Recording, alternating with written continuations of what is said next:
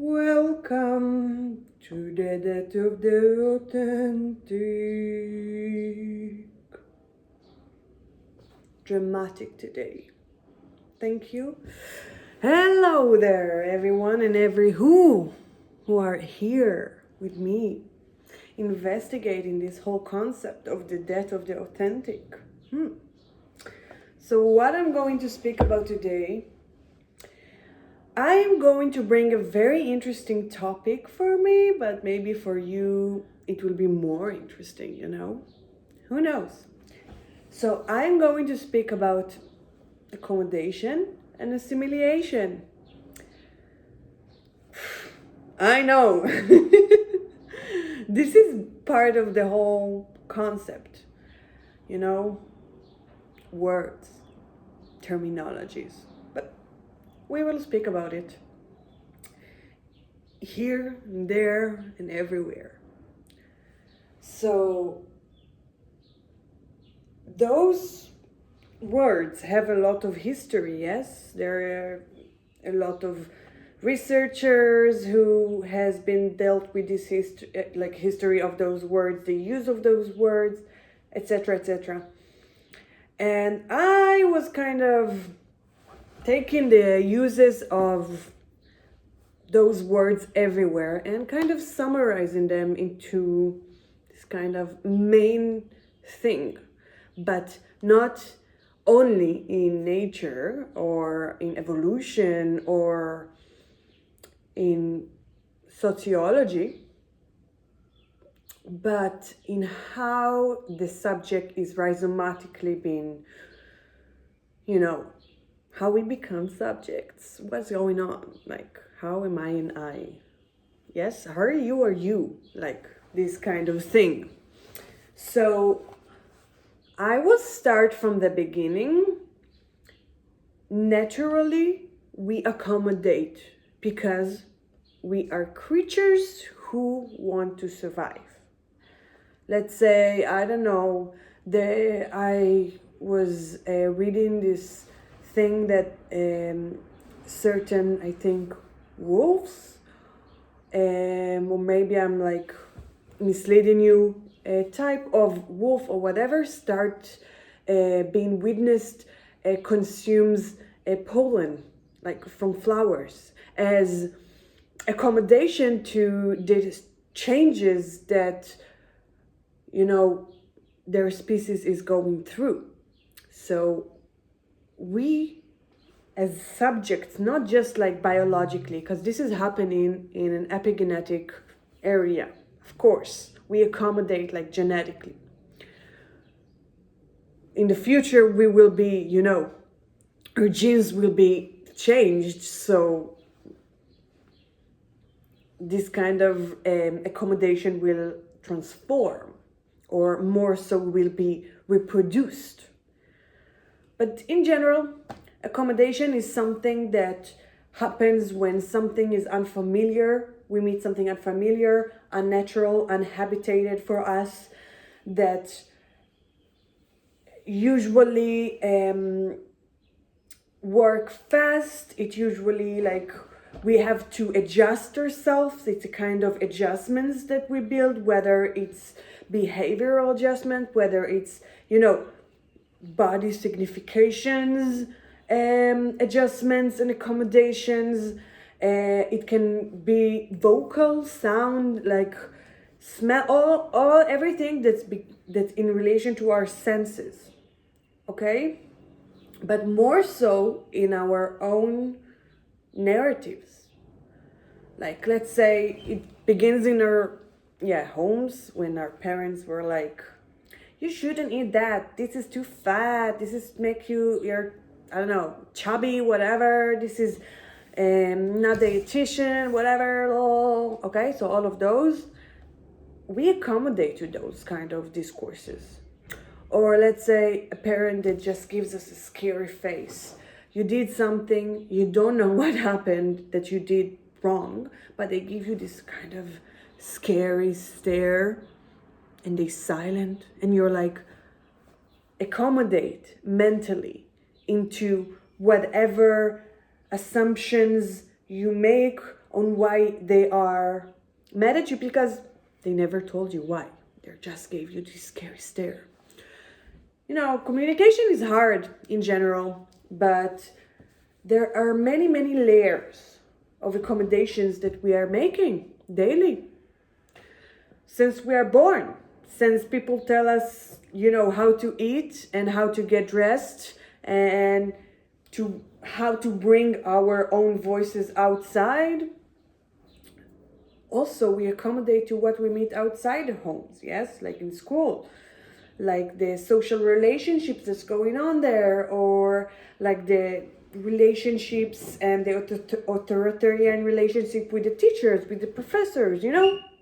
We accommodate to whatever category we, as a subject who just wants to understand this crazy world that we're living, put in like categories we call words and communications and signals and significations, etc. So what happens eventually? Accommodation after accommodation, and it's internalized and externalized, it becomes assimilation. We assimilate it. It's already part of our selves, of our body, of our narratives, of our selves.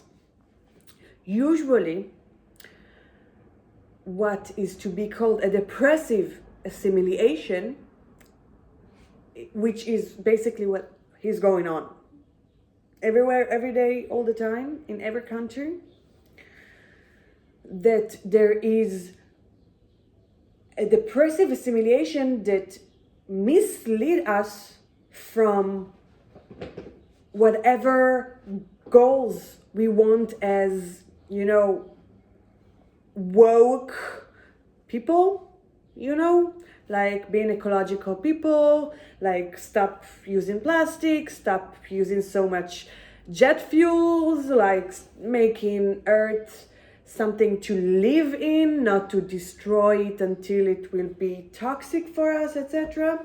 Or even, you know, to reduce like the mental situation and the deterioration of mental disorders in society, which is quite crazy.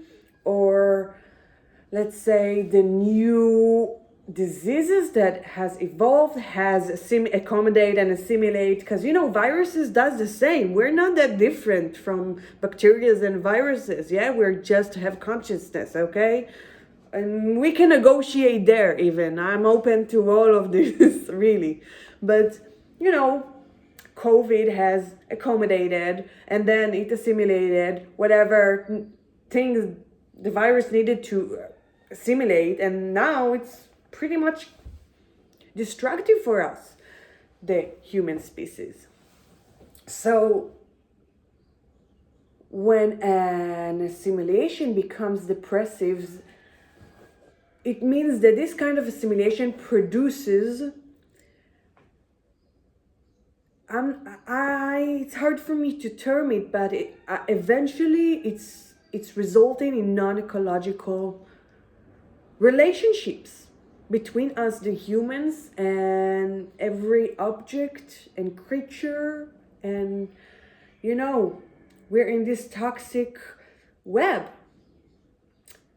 This and it's intricate, and it's contagious. Like, when a depressive assimilation is part of ourselves, we really believe in it. We really believe in the truth of it, in the rule of it, in the naturally behavior of it, even though it is not. Like, the cause and effect that we now can see are showing us that it is not. So what do? We need to deal with the consequences in life, right? So I was like working on something that is called vital accommodation. Vital accommodation is hard. It's not easy. But it means that we first understand this process of the accommodation that we do when we meet something that might threaten ourselves, our body, but it's not really threatening, it's just something new or unfamiliar, or, it's all these maybe emotions that come with it that actually cause us to internalize, whatever I said before. So we know if we come out from a point that we know that we do accommodations to survive, and then we assimilate them, and it's like a cycle or whatever kind of loops that are going on, and it's repeating through our whole lifetime, yes? But eventually we assimilate whatever we accommodate. And since we can see so many disorders and, whatever I spoke before, we see that something has been like depressively assimilated. By the way, I did not invent this. I'm just a good reader, a fan of people who like to investigate stuff that are rhizomatic, but not necessarily I will use all the information and the words from their research, whatever, because it's overwhelming even for just like a soul being. So what I will try to do is, once we understand this kind of movements of ourselves as subjects, when we become adults, I don't believe like we should do this kind of dividiation, or dividing. I don't know. I need to think about it, but because we're still children on the inside, even when we become, when we speak, the adulthood languages. So this is part of a depressive assimilation. How much we abandoned our magical selves to become adults.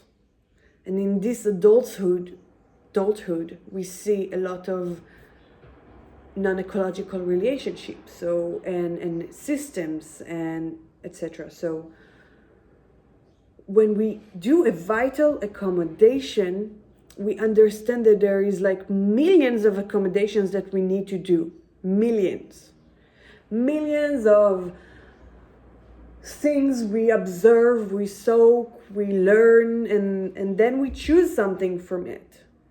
Maybe subconsciously, maybe consciously, but the thing is, I'm trying to move it into the conscious, this decision making.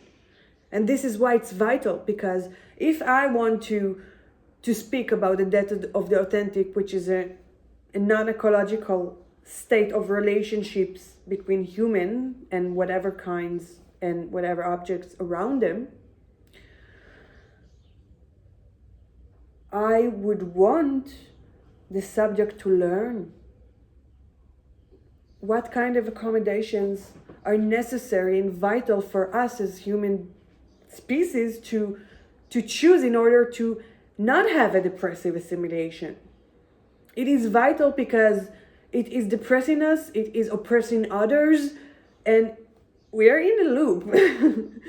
We want to cut it. It's a caesura, but there is a before, there is an after, but we still want to cut it. We have to make it, to cut it from the umbilical cord.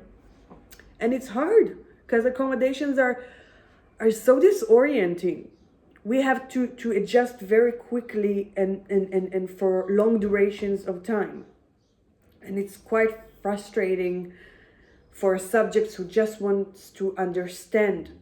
Really, we all just trying to understand, even though it's hard to hear or to listen. And we make a lot of mistakes, and we sometimes choose this different kind of accommodation, or this kind of behavior that consequently, it's not what I meant to do. Taking accountability for that and then re-choosing, because there is so much quantity, we can re-choose. This is part of how, and the fact that we are in this rhizomatic web that is everywhere, it's quite nice.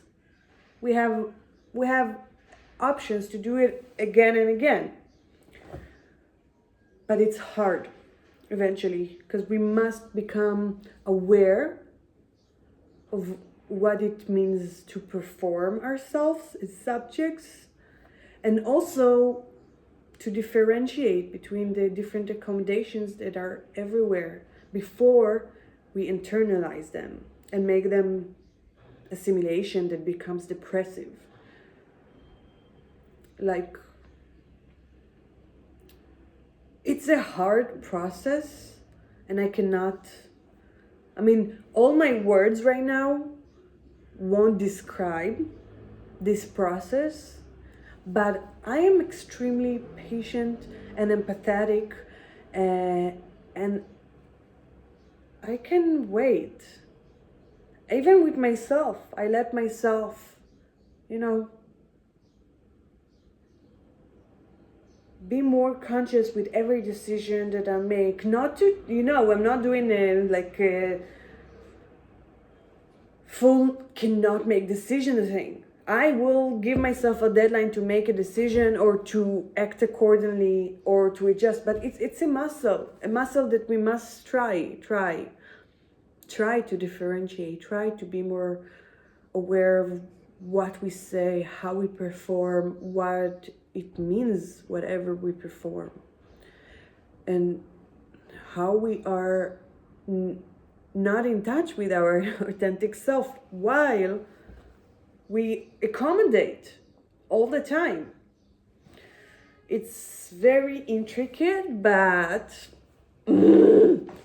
you're doing this. Thank you. We're doing this. I'm doing this. I cannot believe that I'm actually talking about it, because it was so hard to bring these topics.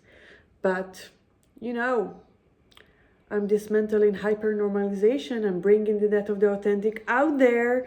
And I'm saying everyone have it. Everyone does this kind of things. Everyone. Sorry. Right? And if you're not, let's talk. Let's talk. Okay, that's it for today. I'm moving again, because we have to move. Dance and movement means to be alive. And not doing this, because this is maybe shorting your muscles. Stretch and do everything, parts, bits by bit, so you can nourish your soul with a diverse bacteria.